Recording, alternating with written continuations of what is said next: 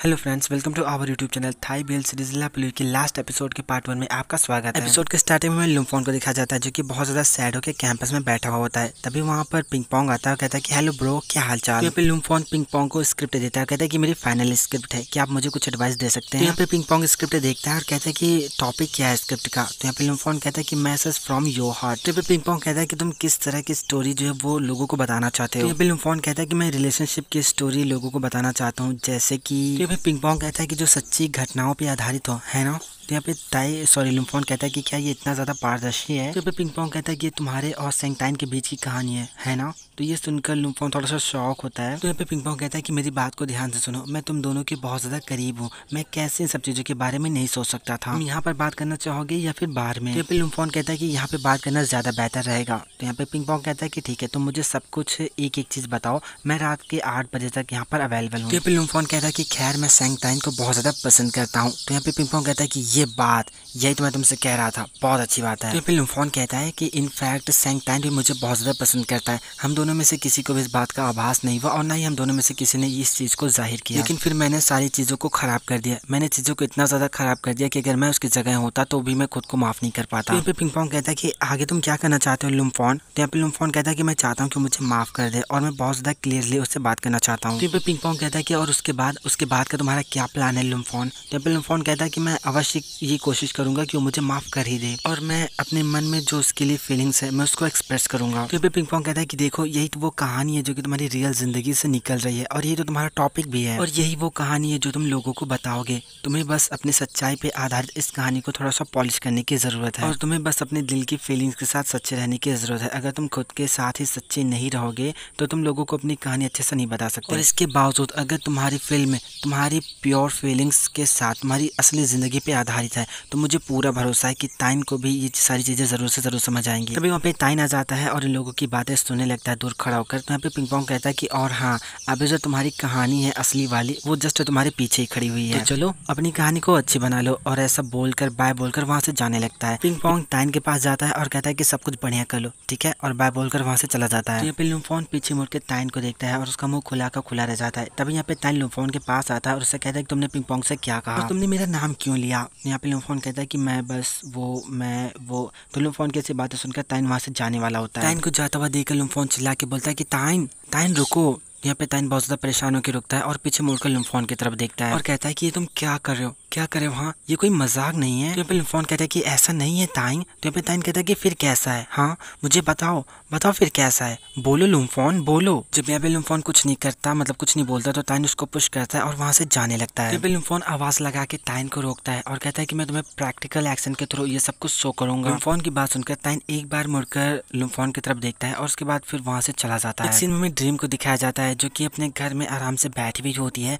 और तभी वहाँ पे नारा आती है जो कि ड्रीम को देखकर बहुत प्यार से हाय लो करती है। तो यहाँ पे ड्रीम भी नारा को देखकर बहुत प्यार से हाय लो बोलती है। तो यहाँ पे ड्रीम कहते हैं कि क्या ट्रैफिक बहुत ज्यादा बुरा था। तो यहाँ पे नारा कहते हैं कि हाँ थोड़ा बहुत। और यहाँ पे ड्रीम कहते हैं कि मैंने तुम्हारे लिए मोचा स्मूथी ऑर्डर किया है और क्या तुम्हें केक खाना है, अगर तुम खाना चाहते हो तो मैं तुम्हारे लिए ऑर्डर कर दूंगी। फिर नारा कहते हैं कि इट्स ओके, तुम्हारा बहुत बहुत शुक्रिया, यही बहुत ज्यादा काफी है, हम लोग काफी समय से नहीं मिले हैं लेकिन फिर भी तुम्हें याद है कि मुझे मोचा स्मूथी बहुत ज्यादा पसंद है। हाँ। ड्रीम कहती है कि मैं जब भी इस मोचा स्मूथी को देखती हूँ मैं हमेशा तुम्हें याद करती हूँ। और फिर नारा से पूछते कि नारा क्या पैट ने तुमसे कोई कांटेक्ट किया। तो फिर नारा कहते कि मुझसे ये मत कहना कि उसने तुमसे भी कोई कांटेक्ट नहीं किया। तो यहाँ पे ड्रीम कहते कि हाँ अब तो लगभग 2 हफ्ते हो चुके हैं लेकिन फिर भी मुझ तक नहीं पहुँच पा रहे। मैं जानती हूँ कि वो अकेला रहना चाहता है लेकिन मैंने उसे ये बात याद दिलाई थी कि वो हमें ओकेजनली कांटेक्ट जरूर करे। फिर नारा कहते कि सेंगटाई के बारे में तुम्हारा क्या ख्याल है, क्या उसके पास कोई अपडेट होगा। तो फिर ड्रीम कहते कि मुझे नहीं पता और सीरियसली कहूँ तो मुझे नहीं लगता कि लुम्फोन और सेंगटाई दोनों एक दूसरे को डेट कर रहे हैं। तो फिर नारा कहते कि हाँ अब हम कर भी क्या सकते हैं, हम बस सेंगटाई और पैट दोनों को अपनी अच्छी अच्छी विशेष भेज सकते हैं लेकिन मुझे अभी भी भरोसा है कि वो दोनों लोग एक दूसरे से बहुत ज्यादा वाला सच्चा वाला प्यार करते हैं। तो फिर ड्रीम कहते कि नारा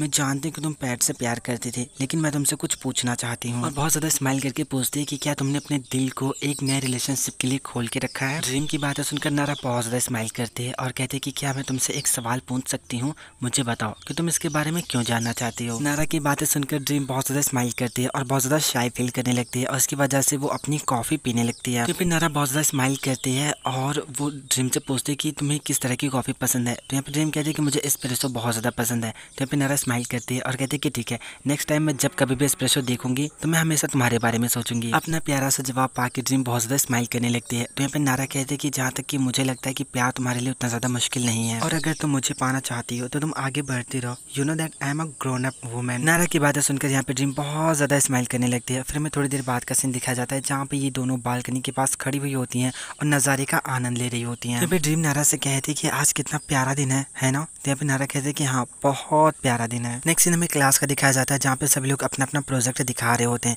तभी यहाँ पे प्रोफेसर लुम्फोन से कहता है कि लुम्फोन अगला प्रोजेक्ट तुम्हारा होने वाला है तो तुम तैयार रहना। तो यहाँ पे लुम्फोन कहता है कि हाँ ठीक है। फिर लाइट्स ऑफ हो जाती हैं और प्रोजेक्टर पे काउंटडाउन होने लगता है कि 3, 2, 1। यहाँ पे लुम्फोन का प्रोजेक्ट स्टार्ट होता है। उसके लिरिक्स और उसके साउंड के साथ the message from my heart, मेरे दिल से निकला हुआ संदेश। ये अवश्य कहानी या यादगार कुछ तस्वीरें हैं जो कि मेरे दिल में समाई हुई हैं। कुछ लोगों के लिए शायद ये गलती है जो कि उन्हें पीड़ा पहुंचाती हो, लेकिन मेरे लिए ये कुछ ऐसा जिससे मैं और ज्यादा आगे बढ़ाना चाहता हूँ और इन सब चीजों से खुद को खुश रखना चाहता हूँ, क्योंकि ये मेरे दिल से निकला हुआ संदेश है और ये कुछ ऐसा है जिसे मैं अपनी जिंदगी में सबसे ज्यादा चाहता हूँ। और फिर हमें प्रोजेक्टर पे टाइन के कुछ वीडियोस दिखाए जाते हैं जिसमें वो बहुत ज़्यादा स्माइल कर रहा होता है और बहुत ज़्यादा स्माइल कर रहा होता है, बहुत ज़्यादा एंजॉय कर रहा होता है और बहुत ज़्यादा हैप्पी होता है। ये वीडियो देखकर क्लास के सारे लोग, टाइन के दोस्त भी बहुत ज़्यादा शॉक होते हैं और यहाँ पे टाइन भी अपनी वीडियोस को बहुत ज़्यादा घूर घूर के देख रहा होता है। लुम्फोन ने कैंप के दौरान टाइन के बहुत ज़्यादा वीडियोस को परफेक्ट एंगल से शूट किए हुए होते हैं।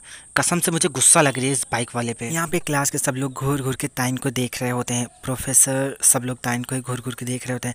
यहाँ पे टाइन वीडियोस को घूर घूर के देख रहा होता है। सडनली टाइन जो था लुम्फोन को देखता है, लुम्फोन टाइन को देख रहा होता है। तभी यहाँ पे वेट कहता है कि टाइन तो लुम्फोन के दिल से निकली हुई चीजों में कैसे हो। तो यहाँ पे जस्ता कहता है कि तुमने हमसे नहीं कहा था कि तुम और लुम्फोन। तभी यहाँ पे टाइन कहता है कि सर मुझे बाथरूम जाना है और ऐसा बोलकर वो क्लास से निकल जाता है। लुम्फोन बैठे बैठे सब देख रहा होता है, लेकिन जब उसे बर्दाश्त नहीं होता तो वो भी टाइन के पीछे पीछे जाने लगता है। क्लास के सब बच्चे आपस में फुसफुसाने लगते हैं कि क्या हो रहा है क्या हो रहा है। तो प्रोफेसर इन सबको शांत करा देता है। टाइन कैंपस से बाहर जा रहा होता है और लुम्फोन उसके पीछे टाइन टाइन चिल्लाते हुए आ रहा होता है। तो यहाँ पे लुम्फोन चिल्ला के कहता है कि टाइन प्लीज मत जाओ। तो यहाँ पे टाइन पीछे मुड़कर लुम्फोन की तरफ देखता है और उससे कहता है कि तुमने ऐसा क्यों किया। यहाँ पे लुम्फोन कहता है कि ये तो टॉपिक था, the message from my heart. तो यहाँ पे टाइन कहता है कि फिर मैं तुम्हारी वीडियो में क्या कर रहा था, तुम कहना क्या चाहते हो लुम्फोन। तो यहाँ पे लुम्फोन कहता है कि मैंने तुमको पहले ही बताया था ना कि मैं तुम्हें सब कुछ अपने एक्शन से दिखाऊंगा। लुम्फोन की ऐसी बातें सुनकर टाइन बहुत ज्यादा शॉक होता है और वो मुड़कर वहां से जाने लगता है। लुम्फोन चिल्ला के कहता है कि मैंने ऐसा किया क्योंकि मैं तुम्हें बहुत ज्यादा लाइक करता हूँ टाइन।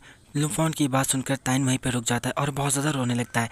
तो यहाँ पे लुम्फोन कहता है कि हाँ मैं तुम्हारे भाई को पसंद करता था, लेकिन जब मैंने तुम्हें जाना और तुम्हारे बारे में जाना तो मेरी फीलिंग्स चेंज हो गई और वो सब कुछ जो कुछ भी मैंने किया था वो मैंने इसलिए किया था क्योंकि मैं बहुत ज़्यादा कन्फ्यूज था और अब मैं अपने दिल को समझ गया हूँ। मैं ये बात जानता हूँ कि मैं तुम्हें बहुत ज़्यादा लाइक करता हूँ। और फिर लुम्फोन बहुत ज़्यादा रोने लगता है और कहता है कि मैं तुम्हें बहुत ज़्यादा लाइक करता हूँ। मैं तुम्हें इतना ज़्यादा लाइक करता हूँ कि मुझे नहीं पता कि मैं क्या करूँ। मैं तुम्हें इतना ज़्यादा लाइक करता हूँ कि मैं ऐसा सोचता हूँ कि अगर मैंने तुमको अपनी दिल की फीलिंग्स नहीं बताई तो मैं पूरी ज़िंदगी पछताऊँगा। लुम्फोन की बातें सुनकर टाइन बहुत ज़्यादा रोने लगता है। या फिर लुम्फोन कहता है कि तुमने मुझसे कहा था कि तुम हमेशा अपने दिल की सुनते हो, तो क्या अब तुमको कुछ महसूस नहीं हो रहा है। तो यहाँ पे टाइन रोता हुआ मुड़कर लुम्फोन की तरफ देखता है और लुम्फोन की तरफ अपने कदम बढ़ाता है।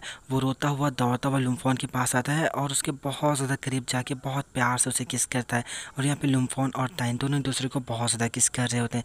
फाइनली इन दोनों की केमिस्ट्री, जो इनका केमिकल बॉन्ड होता है, वो सुटेबल हो जाता है। किस करने के बाद ये दोनों एक दूसरे को बहुत ज़्यादा घूर घूर के देख रहे होते हैं और दोनों ही स्माइल करने लगते हैं। तो यहाँ पे टाइन लुम्फोन से कहता है कि लुम्फोन तुम क्यों स्माइल कर रहे हो। और फिर वो लुम्फोन की आंखों से आंसू पोंछता है। तो यहाँ पे लुम्फोन कहता है कि आज मैं बहुत ज़्यादा खुश हूँ। तो यहाँ पे टाइन कहता है कि मुझे तुम्हारी वो स्माइल बिल्कुल भी नहीं पसंद। तो यहाँ पे लुम्फोन कहता है लेकिन आपसे तो तुम्हें मेरी वो वाली स्माइल रोज़ देखने को मिलेगी। तो यहाँ पे टाइन कहता है कि क्या रोज़ देखने को मिलेगी। यहाँ पे लुम्फोन कहता है कि क्या तुम मेरी वो बची हुई फिल्म में कंटिन्यू देखना चाहोगे। यहाँ पे टाइन कहता है कि नहीं, मैं बहुत ज़्यादा एम्बैरस फील करूँगा। तो यहाँ पे लुम्फोन कहता है कि मैंने बहुत ज़्यादा मेहनत से अपने लव को कन्फेस करने के लिए उसे एडिट किया है। तो यहाँ पे टाइन कहता है कि तुमने कुछ ज़्यादा ही उसमें एडिट कर दिया है। तो यहाँ पे लुम्फोन कहता है ठीक है, तो फिर क्या हम और 5 मिनट इंतजार करेंगे। हाँ, ऐसा बोलकर घूर घूर के देखने लगता है। तो यहाँ पे टाइन लुम्फोन के पेट में एक पंच मारता है और कहता है कि मुझे ऐसे घूर घूर के देखना बंद करो। नेक्स्ट सीन में हमें टाई को दिखाया जाता है जो कि फोन पे टाइन से कह रहा था कि हाँ ठीक है मैं जानता हूँ, लेकिन तुम मुझे बताओ कि तुमने उससे क्या कहा। तो यहाँ पे टाइन कह रहा है कि मैंने उसका कन्फेशन एक्सेप्ट कर लिया। तो यहाँ पे टाई बहुत ज़्यादा स्माइल करता है, कहता है कि अच्छा मुझे ये जानना है कि तुमने ये कैसे किया, मुझे बहुत ज़्यादा डिटेल बताओ। तो यहाँ पे टाइन बहुत ज़्यादा शाई होता है और कहता है कि आपके लिए बस इतना ही काफ़ी है, आपको उतना ज़्यादा जानने की जरूरत नहीं है। तो यहाँ पे टाई कहता है कि ठीक है मैं लुम्फोन से पूछ लूँगा। तो यहाँ पे टाइन कहता है कि नहीं, बिल्कुल भी नहीं,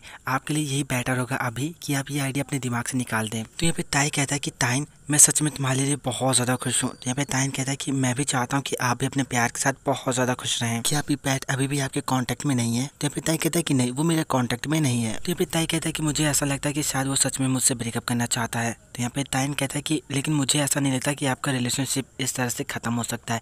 आपने पिछले 2 सालों से उससे बात नहीं की थी, उसने आप तक पहुँचने की बहुत ज़्यादा कोशिश की। मुझे मतलब आप दोनों के लिए प्यार में पड़ना इतना ज़्यादा आसान नहीं था। तो यहाँ पे ताई कहता है कि मुझे नहीं पता कि मैं आगे क्या करूँ, लेकिन मुझे एक चीज़ पता है कि मैं हर्ट होने से डरता हूँ, मुझे निराश होने से डर लगता है, मुझे डर लगता है कि कहीं मैं उसका जवाब एक्सेप्ट न कर पाऊँ। ताइन कहता है कि पिताई मैं नहीं चाहता कि आप पहले के जैसे क्रूर बन जाए। अगर आपको किसी के प्रति क्रूर बनना है तो आप अपने दिमाग में चल रही बकवास चीज़ों के प्रति बनिए और वो महसूस कीजिए जो आप महसूस करना चाहते हैं। और ये चीज़ों को इस तरह से जाने देने से कहीं ज़्यादा बेटर है। आप अभी भी उससे प्यार करते हैं, है ना? और अगर आप उससे प्यार करते हैं तो आपको उसे ये बताना चाहिए, उसके लिए चीज़ों को बहुत ज़्यादा क्लियर कीजिए। तो अब आप जानते हो ना कि आपको आगे क्या करना है। तो सुनकर ताई स्माइल करता है और कहता है कि ओ कम ऑन ताइन, अब क्या मेरा छोटा भाई मुझे सिखाएगा? तो यहाँ पे ताइन स्माइल करके कहता है कि पहले पैदा हो जाने का मतलब ये नहीं कि आप सब कुछ जानते हैं, है ना? तो यहाँ पे ताई बहुत ज़्यादा स्माइल करता है। तो लुम्फोन जो होता है वो ताइन के पास आता है, उसे घड़ी की तरफ इशारा करता है और वहाँ से चलने के लिए बोलता है। तो यहाँ पे ताइन कहता है कि ठीक है पिताई, अब मुझे यहाँ से जाना है। पिताई आप जाइए और जाकर पैट से फेस टू फेस मिलिए, ठीक है? तो यहाँ पे ताई कहता है कि ताइन अच्छे से पढ़ाई करना, ठीक है?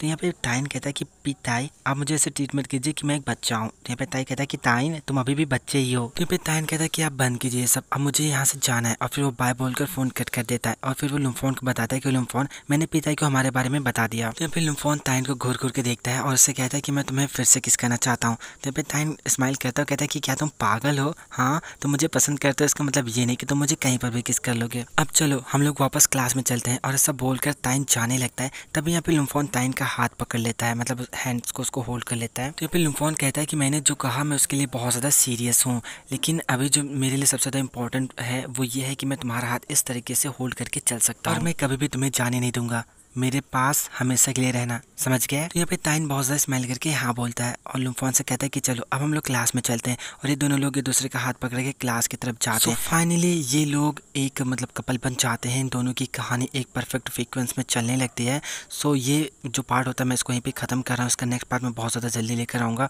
अगर आपको वीडियो पसंद है तो लाइक कीजिए, हमारे चैनल को सब्सक्राइब कीजिए, हमें कमेंट करके ज़रूर बताइए कि आपको वीडियो कैसा लगा। मैं आप लोगों को बताना चाहता हूँ कि 18 तारीख से मेरे फाइनल एग्जाम्स हैं, तो आपको वीडियोज़ मिलने में थोड़ी सी दिक्कतें होंगी। और मैं फिर से सॉरी बोलना चाहता हूँ, वीडियो में जो बैकग्राउंड नॉइज़ आती है वो एक्चुअली मैं छत पे कोपचे में वीडियो बनाता हूँ। मेरे घर के जस्ट बगल एक बहुत बड़ा पेड़ है जिसपे कम से कम 100 बाया पक्षियों ने अपना घोंसला बना रखा है, जो कि सुबह शाम चूचू चूचू करती रहती है। मैं इन सब चीज़ों से बहुत ज़्यादा परेशान हो गया हूँ। आपको इसका नेक्स्ट पार्ट बहुत ज़्यादा जल्दी मिलेगा।